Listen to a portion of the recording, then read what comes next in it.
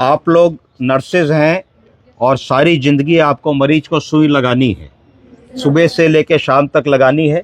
Intramuscular लगानी है, intravenous लगानी है, सबक्यूटेनियस लगानी है, कभी ज़रूरत पड़ी तो इंट्रामस्कुलर और इंट्रा आर्टिकुलर भी लगानी पड़ सकती है। तो आज हम आपको एक पहेली देने वाले हैं। क्या देने वाले हैं? पहेली शुरू करूं कि पहले मैं बता दूं कि पहेली कैसे करनी है? पहले बता। चलो, तो अगर मैं पहले बताऊं कि पहेली कैसे करनी है, तो आपके हाथ में एक वाइल है। क्या है? वाइल। इस वाइल में पढ़िए, आप पढ़िए, क्या लिखा है अनुष्का जी? फॉर्सुमाइड इंजेक्शन आईपी। इंजेक्शन फुरेसेमाइड लिखा हुआ है। और पढ़िए, कितने मिलीग्राम लिखा है? टॉर्सिमाइड, ये यहाँ पे लिखा होता है 2 ml। 10 मिलीग्राम लिखा है, पर एम लिखा है। ठीक है, तो आपके हाथ में एक एम्प्यूल है, उस एम्प्यूल में फ्यूरेसेमाइड लिखा है। फ्यूरेसेमाइड 10 मिलीग्राम पर ml लिखा है। कितने ml का एम्प्यूल है ये? 2 ml। 2 ml का है, तो इसमें कितने मिलीग्राम फ्यूरेसेमाइड हो गई? 10 mg। 10 कैसे हुई? 10 तो 1 ml में थी। 20। ठीक है, यही खेल है। अब जो आप नर्सेज हैं, आपको आपका डॉक्टर क्या ऑर्डर लिख के देगा, है ना? मैं एक ऑर्डर लिख के देता हूँ, मैं लिख के लाया हूँ आपके लिए। मैंने लिखा, एक मरीज आया, उसकी दिल की गति 200 चल रही है। कितनी चल रही है? 200 होनी चाहिए। कितनी? 72। तो 72 की जगह दिल की गति 200 हो गई। इसको क्या कहेंगे? हाइपरटेंशन नहीं, टैकीकार्डिया। चलो सही बता दिया तुमने। 3 बार में सही पर सही तो बता दिया। टैकीकार्डिया कहेंगे, है ना? टैकीकार्डिया भी कह सकते हैं, ये तुम लोग कह सकते हो। अगर डॉक्टर कहेगा तो डॉक्टर उसको एरिथमिया कहेगा। क्या कहेगा? कि हार्ट की रिथम साइनस नहीं है, हार्ट तेज बीट कर रहा है तो एरिथमिया हो रहा है। एरिथमिया को और आगे समझ लेगा कौन सा है, पैरोक्सिस्मल सुप्रावेंट्रिकुलर टैकीकार्डिया है, पीएसवीटी है, एट्रियल फिब्रिलेशन है, या कौन सा एरिथमिया है। चलो, उतनी बात अभी नहीं कर रहे हैं, अभी सिर्फ बात कर रहे हैं। कार्डियोलॉजिस्ट आया, वो अपना ऑर्डर लिख गया और आप नर्स ऑन ड्यूटी हैं, आपको उसकी तामील करनी है, फॉलो करना है। तो आप कैसे करेंगे? मेरा ऑर्डर है injection amiodarone 150 milligram stat with 100 ml of normal saline. पहली बात मैंने लिख दी।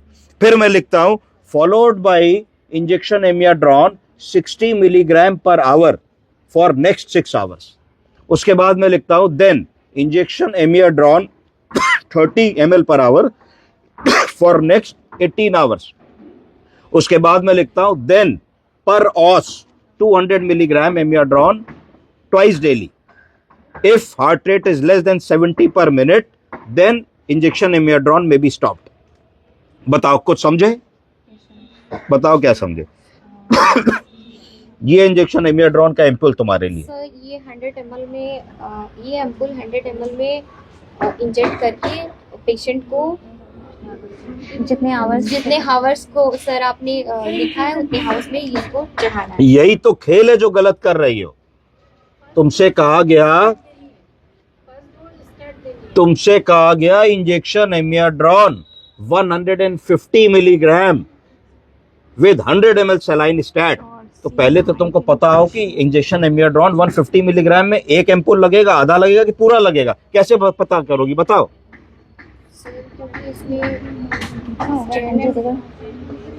ये एम्पूल कितने ml की है? 2 10 देखो तो पढ़ी लिखी हो, अंदाज मार रही हो।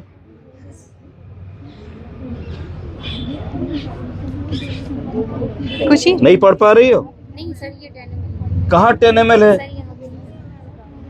2 ml है। लो, बहुत यहाँ पे सर 3 ml का। ठीक है, तो ना 2 है ना 10 है, कितना है? 3 ml। अब पढ़ो कि पर ml कितने mg है इसमें?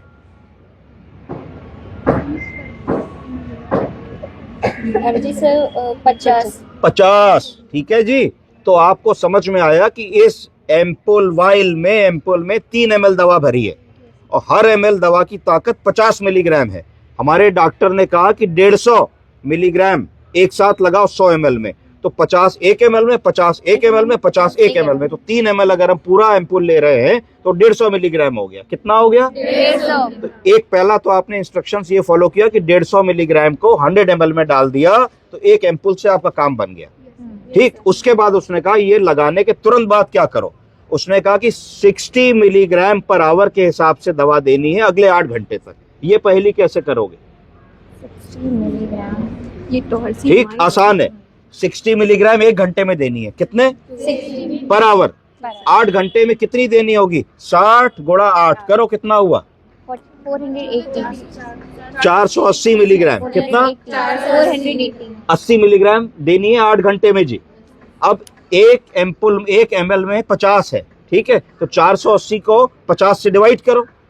करो 480 को 50। हाँ 50 से तो हो जाएगा हमारा 9 टाइम में गया। और कैलकुलेटर निकालो, फोन से करो। 480 हो जाए। 480, ठीक है, यस सर। मिलीग्राम दवा देनी है, तो 480 को हमने 50 से डिवाइड कर लिया डिवाइडेड बाय 5 हम्म 96 है 96 ना, 8.6 9.6 तो 9.6, तो हाँ, इसका मतलब है कि 10 ml दवा हमको देनी है। कितनी देनी है? 9.6 को 10 माना जा सकता है। तो एक एम्पुल में 3 ml है, तो 3 पूरे एम्पुल तोड़ोगी तो 3 3 9 हो जाएगा, और चौथे एम्पुल से 0.6 ले लोगी तो 9.6 हो जाएगा। तो 9.6 ml दवा को तुम्हें देना है अगले कितने घंटे में? 8 घंटे में। तो तुम एक इन्फ्यूजन पंप लोगी, इन्फ्यूजन पंप में 9.6 या 10 ml दवा डालोगी, 40 ml सलाइन डालोगी। क्या डालोगी? 40 ml तो 50 ml का मिक्सचर बन गया। अब 50 ml का मिक्सचर कितनी देर में देना है? 8 घंटे में। कैसे, क्या लगाओगी इन्फ्यूजन पंप में? कितने ml पर आवर लगाओगी? नहीं सर 50 को 8 से डिवाइड करोगी। करो फोन में। सर हमारा आ जाएगा नहीं 6 पॉइंट कुछ ml, यस सर तो 6 पॉइंट कुछ ml पर आवर अगर तुम लगा रही हो दवा को, तब अगले 8 घंटे में जितनी दवा तुम्हारे डॉक्टर ने कही है वो तुम दे दोगी। तीसरी पहेली, जब 8 घंटे बीत गए तब उन्होंने ये कहा कि अब अगले 18 घंटे तक 30 ml पर आवर जाना है। कितना जाना है? 30 mg। तो 30 mg 1 घंटे में जाएगा, तो 18 घंटे में कितना mg हो गया? 540। कितना? 540 अब 540 mg को कैसे निकालोगे? कितने एम्पुल लगेंगे? निकालो।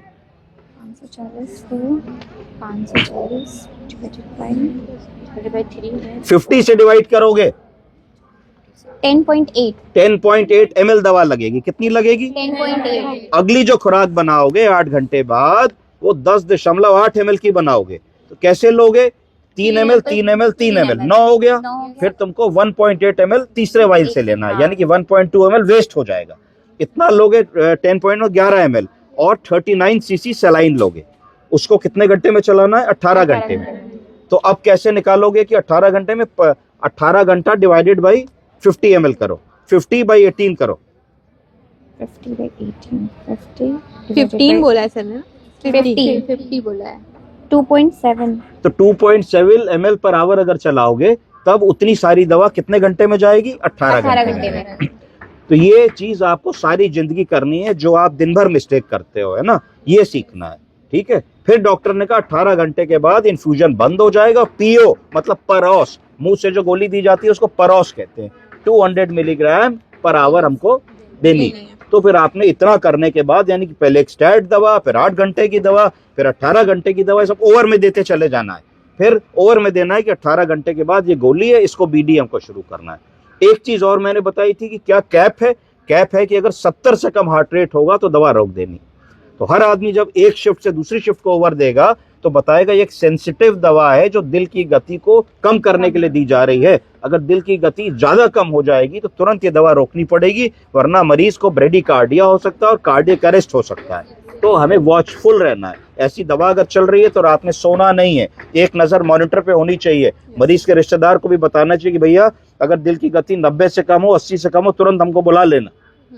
ठीक है, आप सीखे, अच्छा लगा आपको? यस सर ये चीज हमेशा ध्यान दीजिएगा। ये बिल्कुल गलत सोच है कि एम्पुल तोड़ो लगा दो। यू शुड नो कौन सी दवा लगा रहे हो, उस दवा का क्या बैड इफेक्ट है, क्या साइड इफेक्ट है। अगर कुछ होने लगे तो उसको काउंटर कैसे करोगे, कितने ml में कितने mg है, और कैसे ट्रीटमेंट कार्ड को पढ़ना है। मैं अपना क्वेश्चन एक बार दोहरा देता हूं, फिर ये वाला सेशन यही खत्म करेंगे। Injection amiodarone 150 milligram IV stat with 100 ml normal saline, ये पहला इंस्ट्रक्शन था। दूसरा इंस्ट्रक्शन था injection amiodarone 60 milligram per hour for next 8 hours. तीसरा इंस्ट्रक्शन था after 8 hours injection amiodarone 30 milligram per hour for next 18 hours. चौथा इंस्ट्रक्शन था after 18 hours tablet amiodarone per os मुंह से 200 मिलीग्राम ट्वाइस डेली। और चौथा इंस्ट्रक्शन था if the heart rate goes below 70 then injection amiodarone should be stopped and the cardiologist should be contacted. ठीक है, समझ गए आप लोग? Yes, sir. कोई सवाल? Thank you. Thank you, sir.